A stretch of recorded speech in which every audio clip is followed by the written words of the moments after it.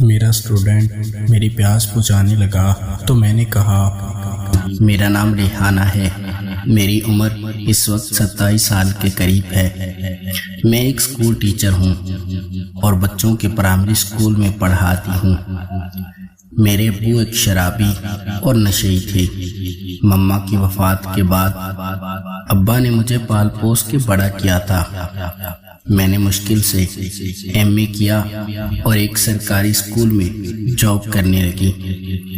Part time میں گھر میں بچوں کو ٹیوشن بھی پڑھاتی تھی اور ابا اکثر گھر سے باہر ہی رہتے تھے اور رات کے 11-12 بجے گھر میں آتے تھے۔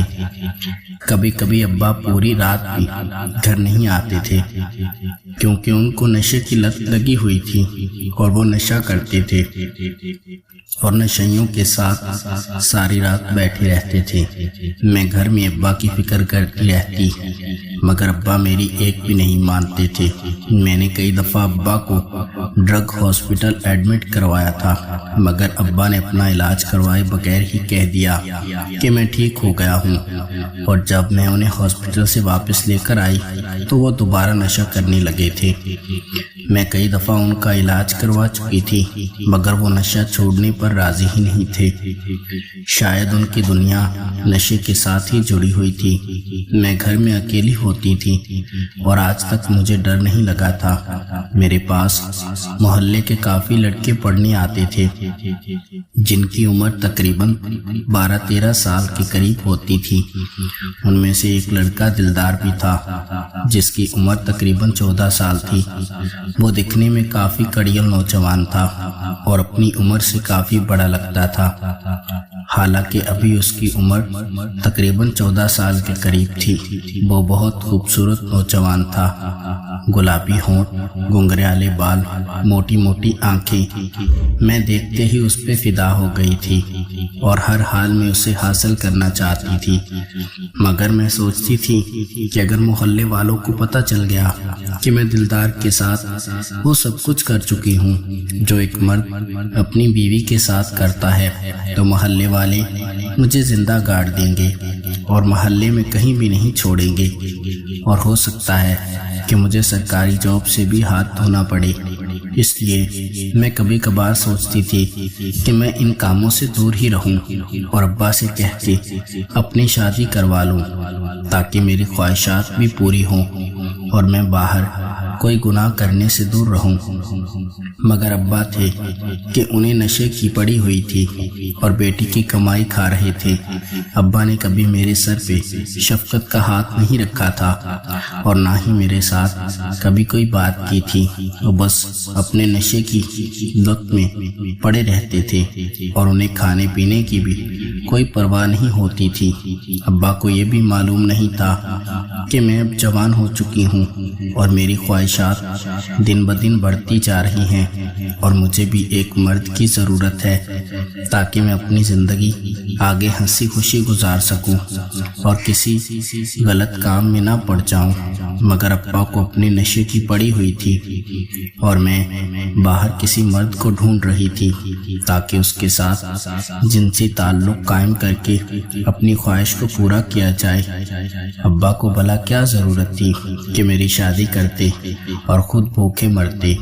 میری عمر اب 25 سال کے قریب پہنچ چکی تھی اور میرا جسم بھی واضح نظر آنے لگا تھا۔ میری جسمانی خواہشات دن بدن بے لگام ہوتی جا رہی تھی مگر ابا کو میری کوئی فکر نہیں تھی۔ میں صبح 8 بجے اسکول جاتی ہوں اور شام 2:30 بجے اسکول سے واپس آ جاتی تھی۔ 3 بجے میرے پاس محلے کے لڑکے پڑھنے آ جاتے تھے۔ میں ان کو ٹیوشن پڑھاتی تھی اور ٹیوشن سے بھی مجھے اچھی خاصی انکم ہو جاتی تھی۔ میں نے اپنا ذاتی گھر بنا لیا تھا، اس پہ کنسٹرکشن کا کام کروا کے میں نے اچھا سا گھر ڈیزائن کیا تھا اور میرے پاس بینک بیلنس بھی تھا، مگر کمی تھی تو ایک مرد کی جو میری پیاس بجھا سکے۔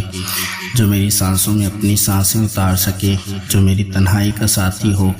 مگر میں ابھی ابا کی طرف دیکھ رہی تھی کہ کب وہ میری شادی کرتے ہیں اور کب میری ان غلط کاموں سے، خیالوں سے جان چھوٹتی ہے اور میں ایک مرد کی باہوں میں چلی جاؤں۔ یہ کئی خیالات رات ہوتے ہی مجھے گھیر لیتے تھے۔ میں گھنٹوں اپنے بستر پر پڑی یہ سوچ رہتی کہ کیا ایسے ہی میری جوانی گزر جائے گی اور میں ایک بیوہ کی طرح یا کنواری لڑکی کی طرح عمر گزار دوں گی۔ دلدار شام کو میرے پاس پڑھنے آتا تھا۔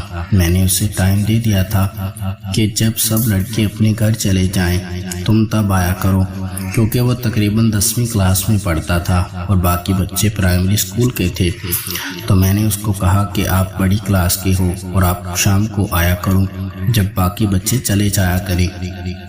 دلدار اب 7 بجے میرے پاس آنا شروع ہو گیا تھا اور پرائمری اسکول کے بچے 6 بجے گھر چلے جاتے تھے۔ میں دلدار کو لانچ میں بٹھا کر پڑھایا کرتی تھی۔ ایک دن مائنڈ میں خیال آیا کہ میں دلدار کو اپنے روم میں لے جاؤں اور وہاں پر جا کر پڑھاؤں، کیونکہ میرا من مچل رہا تھا اور میں دلدار کو جی بھر کے دیکھنا چاہتی تھی اور اس کی خوبصورتی کا لطف اٹھانا چاہتی تھی۔ میرے مائنڈ میں کوئی ایسا غلط خیال نہیں تھا کہ میں دلدار کے ساتھ ساری حدیں پار کر جاؤں گی۔ میں صرف اسے اوپر سے ہی دیکھنا چاہتی تھی اور اپنے دل کو سکون دینا چاہتی تھی، کیونکہ میں دلدار کی محبت میں پاگل ہو رہی تھی، اس کو پسند کرنے لگی تھی۔ وہ مجھ سے آدھی عمر کا تھا، میری عمر 25 سال ہو چکی تھی اور دلدار ابھی مشکل سے 14 سال کا تھا، مگر اس کی خوبصورتی مجھے اس کی طرف مائل کر رہی تھی اور میں سب ان سوچوں سے آزاد تھی، خطروں کو پار کر کے اسے محبت کر بیٹھی تھی اور اس سے جسمانی تعلق بنانا چاہتی تھی۔ اس رات تقریباً رات کے 9 بج چکے تھے۔ دلدار ابھی بھی میرے پاس بیٹھا پڑھ رہا تھا۔ میں نے دلدار کا ہاتھ پکڑا اور اسے اپنے ہاتھ میں لے لیا اور اس کا ہاتھ اپنے سینے پر لگانے لگی۔ دلدار بھی کافی گرم ہو چکا تھا اور وہ بھی میری حرکات سمجھ چکا تھا۔ دلدار جب میری طرف بڑھا اور میری خواہش کو پوری کرنے لگا تو میں نے اسے سمجھایا کہ ایک شرط پر میں تمہیں اپنے پاس آنے دوں گی، اگر یہ بات ہمارے درمیان ہی رہی تو تب میں تمہیں اپنے جسم کا مالک بنا دوں گی اور جب دل کرے میرے پاس آیا کرنا، میں تمہیں کبھی نہیں روکوں گی۔ دلدار میری بات سمجھ گیا تھا اور میری بات مان گیا تھا۔ پھر میں نے اس کے ساتھ ساری حدیں پار کر لی تھی اور اپنی برسوں کی پیاس مٹا لی تھی۔ اب دلدار روز ہی میرے ساتھ تعلق قائم کرتا اور اپنی خواہشات کو پورا کر لیتا تھا۔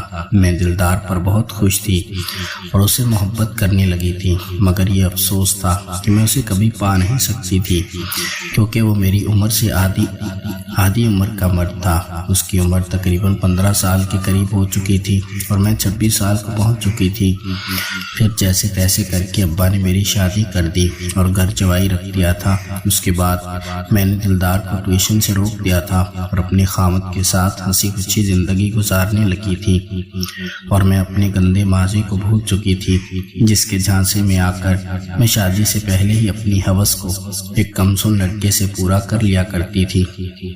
مجھے اس بات پر شرمندگی بھی تھی، مگر اب تو وہ وقت گزر چکا تھا اور اسے یاد کرنا خود کو اذیت دینا ہی تھا۔